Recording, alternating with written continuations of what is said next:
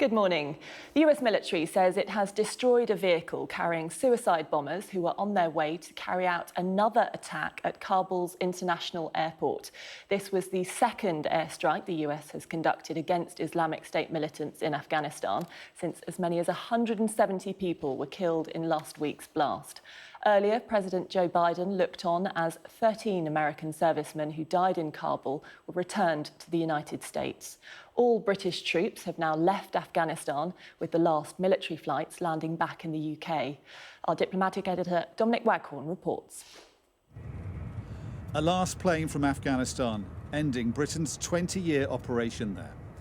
Well, last week, the RAF flew its single busiest flight ever out of Kabul airport, giving us a sense of the scale of the operation, which evacuated 15,000 people to safety.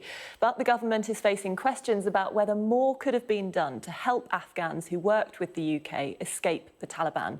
Labour has written to Foreign Secretary Dominic Raab after a whistleblower claimed thousands of emails about people desperate to get out were ignored by the Foreign Office. Our political correspondent Rob Powell reports. Crammed into a military jet in this newly released photo, 436 people are airlifted out of Afghanistan, the biggest capacity flight in RAF history. Well, over the last fortnight, around 8,000 Afghans were lifted out of the country and brought to Britain. Now they must rebuild their lives. So what measures are being put in place by the government to help? Paul Kelso has been looking at what's being billed as Operation Warm Welcome. For these Afghans trying to build new lives in Britain, cricket is proving a common language. Tens of thousands of people in the United States have fled for safety as one of the most powerful storms in living memory reaches land.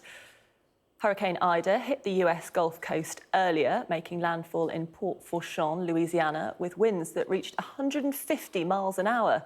The storm is predicted to sweep upwards through Louisiana and into Mississippi and Alabama, passing close to the cities of Jackson, Monroe and Memphis. More than 500,000 people are already without power. Our US correspondent Greg Milam reports. This is what a Category 4 hurricane looks like as it makes landfall. This is Sky News. Coming up in the sport with Louisa. The latest from the Premier League, plus victory for Rangers in the first Old Firm game of the season with Celtic.